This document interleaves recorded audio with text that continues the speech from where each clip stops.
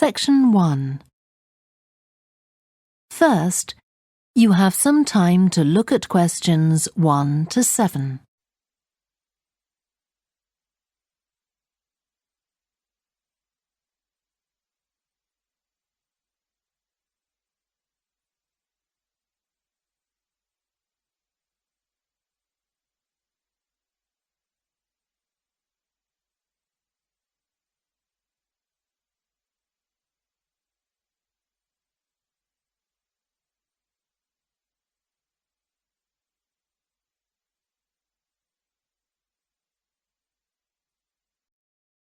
Now we shall begin.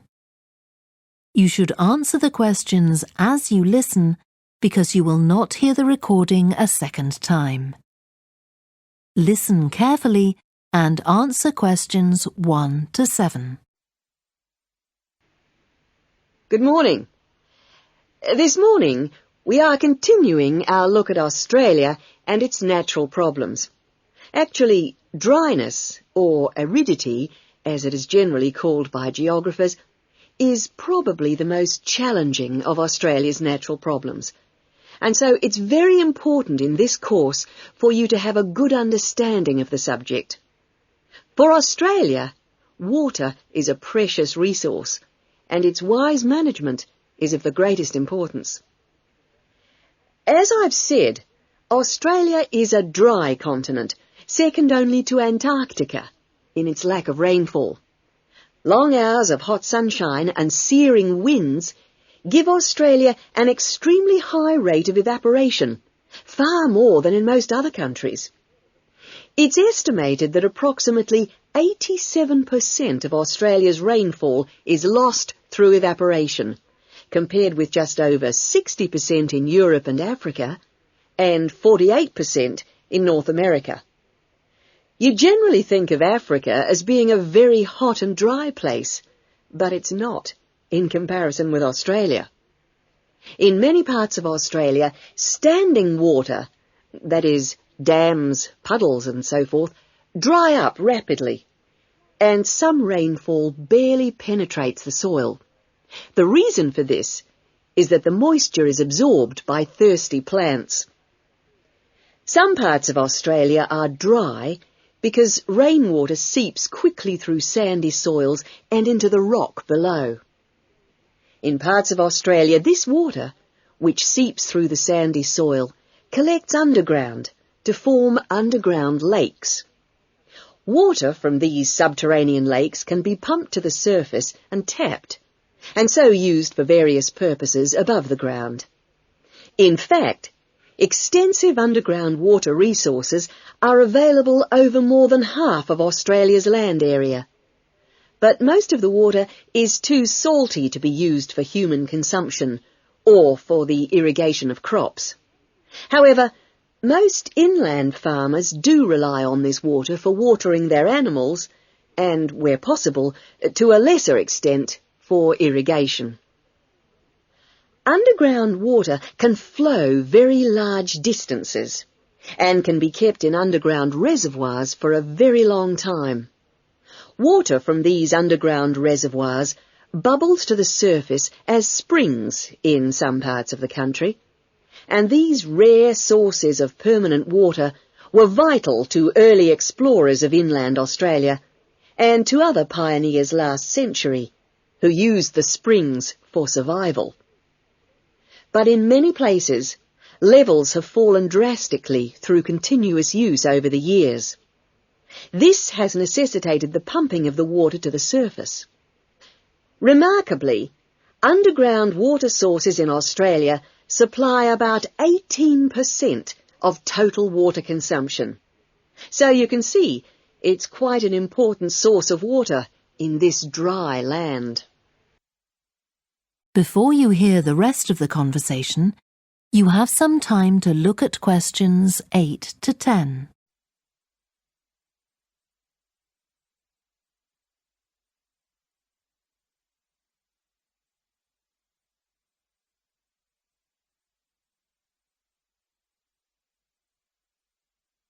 Now listen and answer questions 8 to 10. So, most of the consumption of water in Australia comes from water which is kept above ground. More than 300 dams regulate river flows around the country. The dams store water for a variety of functions. The rural irrigation of crops, without which many productive areas of the country would not be able to be farmed. The regulation of flooding, a serious problem which will be dealt with later in the course. And last but not least, the harnessing of the force of gravity for the generation of electricity. That is all we have time for this morning, but you'll be able to do further study on this important area in the library. I have a handout here with references on the subject, so if you're interested, please come up to the desk and take a copy. Next week's lecture is a case study of an outback farm, and it'll be going into detail about some of the problems we've discussed here. That is the end of section 1. You now have half a minute to check your answers.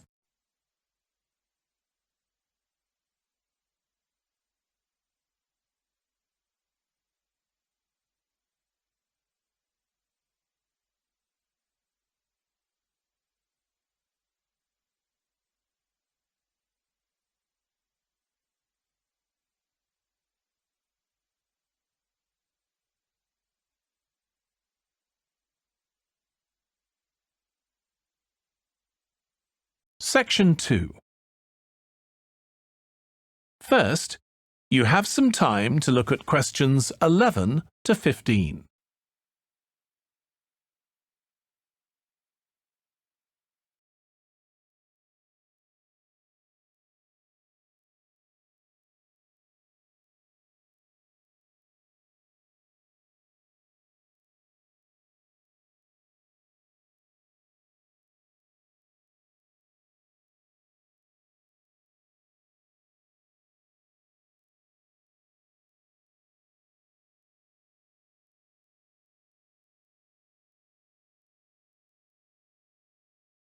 Now listen carefully and answer questions 11 to 15.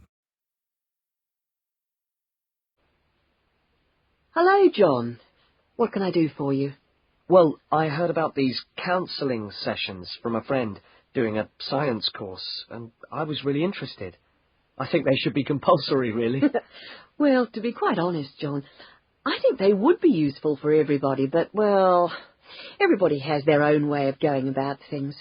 I prefer people just to drop in when they can. Yes. I find that talking to students about the requirements of a course helps to clarify what needs to be done.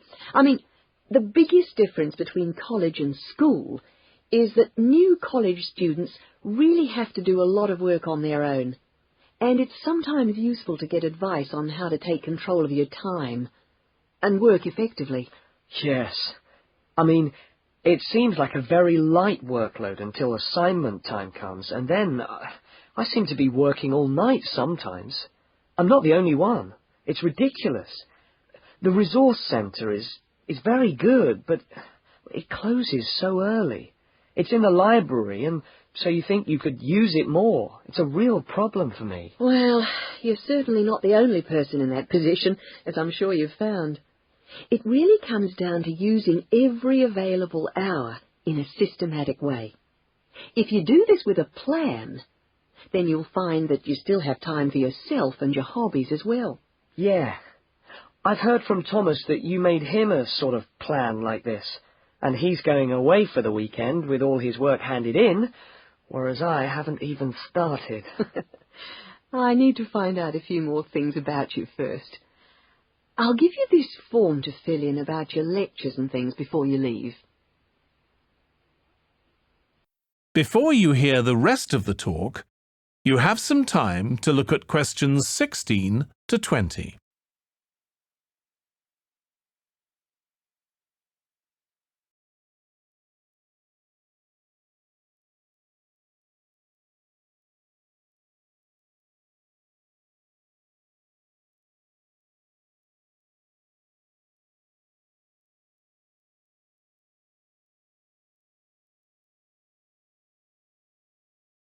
Now listen and answer questions 16 to 20. If your lecturers are unavailable, you can always come and see me in my office. I'm available on Wednesday and Thursday mornings and on Friday afternoons. Outside these hours, perhaps you could ring the secretary and make an appointment. Now, you'll note that all of the subjects which you undertake in the first year are composed of lectures and tutorials. A lecture is about an hour long and a tutorial usually runs for about 2 hours. A lecture is rather like what I'm doing now, where one person will talk to all of you together on a subject. Now, we do ask you to try to attend the lectures. A tutorial is perhaps where most of the learning occurs at a university.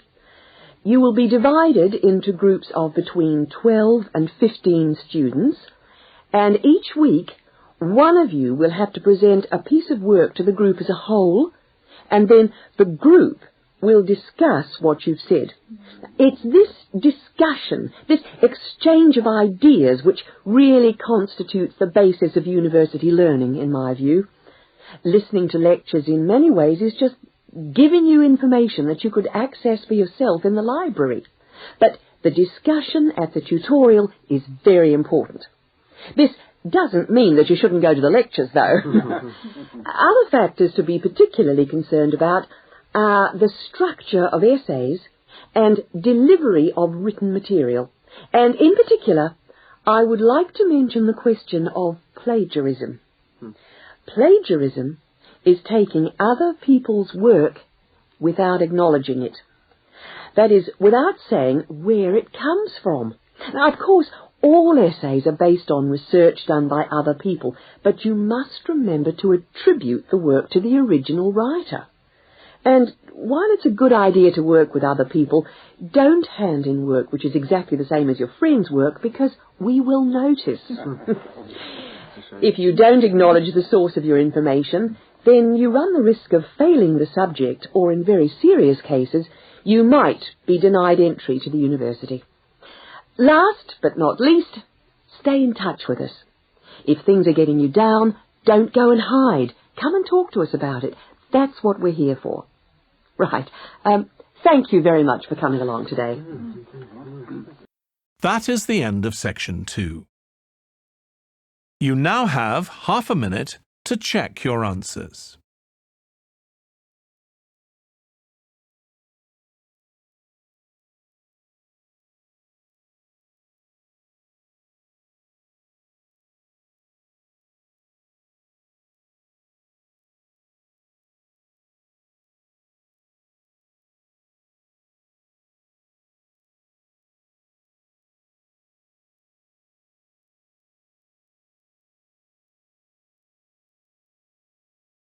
Now turn to section 3.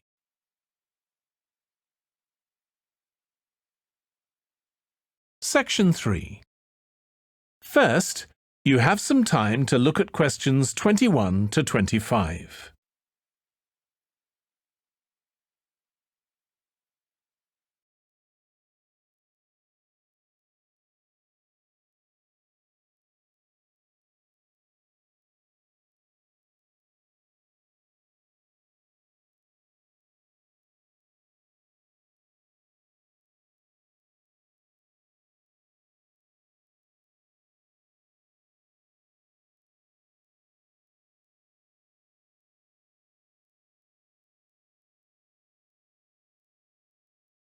Now listen carefully and answer questions 21 to 25.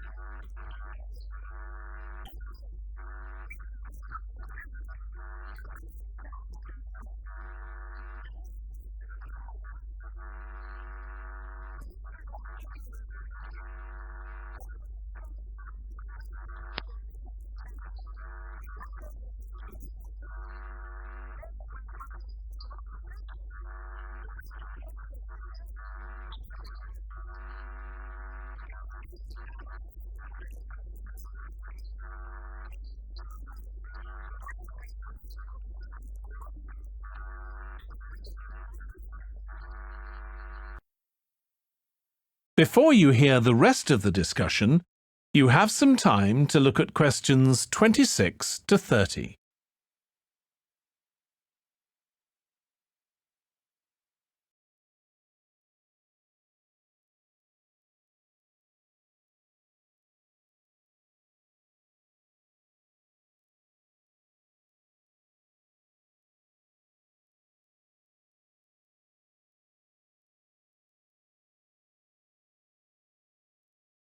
Now listen and answer questions 26 to 30. OK, we've got to decide who to promote to leading education officer. Someone from the arts faculty, I suppose. Well, it can be from any faculty, since the position requires more general skills. Handling personnel, settling disputes and motivating them to focus on the task. It was the last position which involved computer knowledge, not this one. Surely computer knowledge would help. So too would knowledge in the arts. Sure, it would help, but the key criterion is being able to direct the staff appropriately. So it doesn't matter then from which faculty we select our candidates? Not really, but I've already looked at those from computing and rejected them all. Why? They're all too new, lacking in sufficient experience, whereas these ones from the business faculty are long-timers, so we'll take someone from there. I suppose you're right. The arts faculty doesn't present much in the way of suitable candidates either. But we'll still have to train the person, teach the ropes, as they say, and he or she will have to expect to do overtime as needed. Of course, it can get so busy that if we were open on the weekend, they'd have to work then as well. Just as well we're a Monday to Friday university, right? Right. But are you sure these people will actually want the job? The salary isn't such an improvement on their current ones. I know, but there are benefits. You get overtime rates, a nice place to put your car, as well as additional petrol money if you drive for company purposes, which they'll probably be required to do. But those benefits are quite limited, especially given all the work and responsibility involved. People often don't like that. They prefer the creative freedom of less senior teaching positions. Yeah, I know. But these candidates should realise that if they do this job well, there'll be more promotions down the line. You know how everyone likes having their own office, right? Sure. Well, that would come after a few years, if they're prepared to work hard and grow with the university. Yes, that should attract these people. That is the end of section 3. You now have half a minute to check your answers.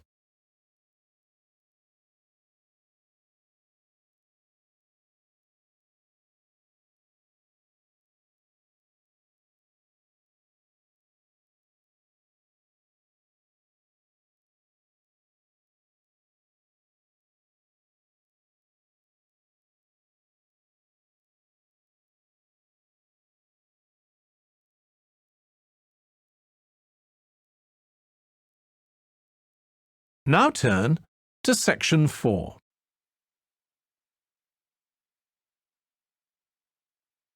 Section 4.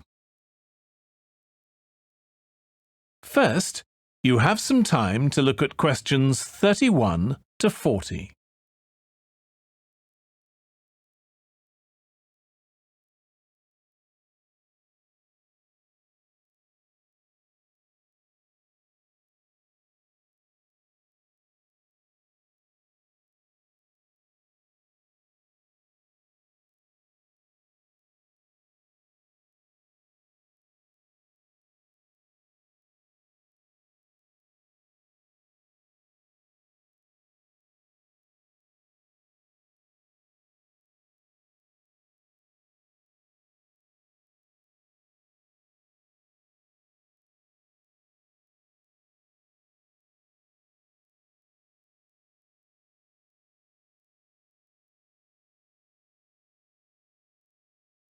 Now listen carefully and answer questions 31 to 40.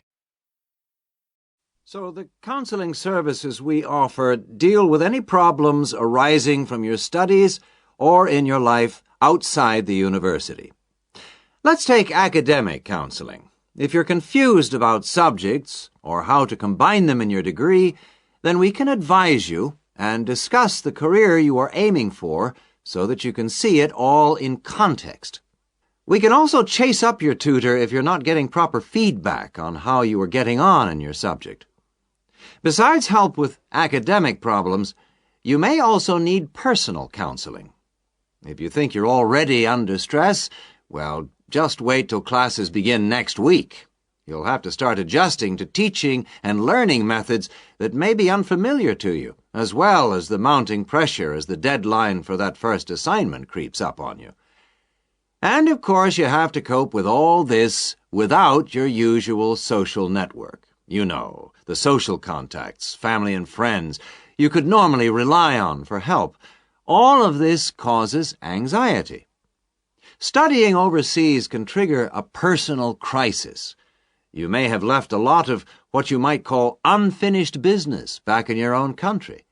Or you may have interrupted personal relationships or even sometimes have broken them off to come overseas, and so the student often feels lonely, unhappy, unmotivated, and unable to concentrate on studying. Or there may be other things bothering you.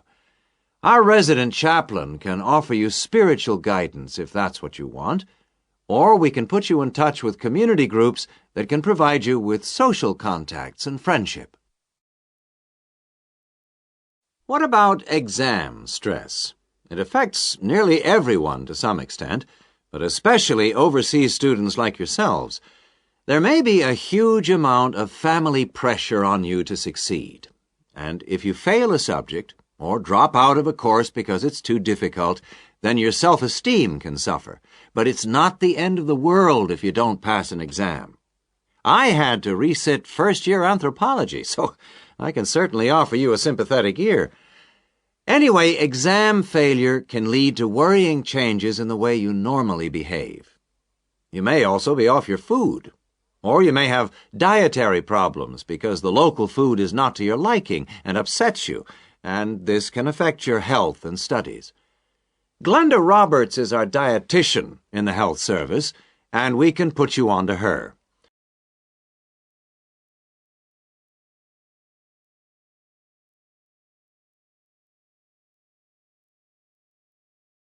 And we all have money problems, don't we?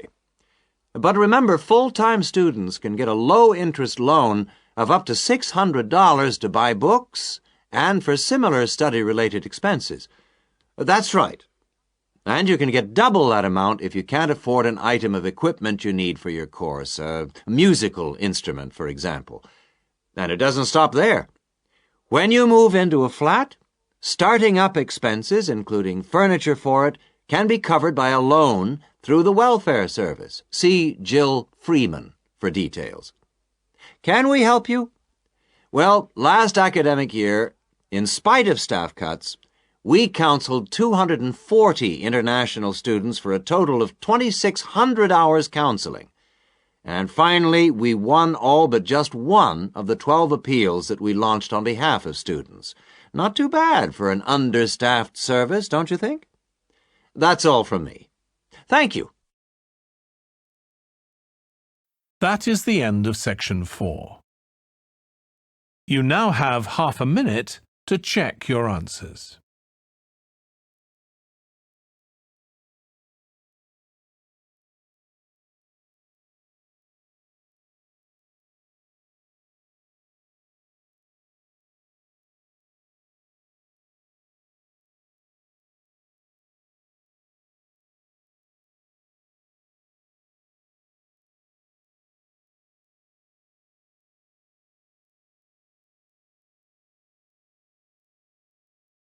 That is the end of the listening test. In the IELTS test, you would now have 10 minutes to transfer your answers to the answer sheet.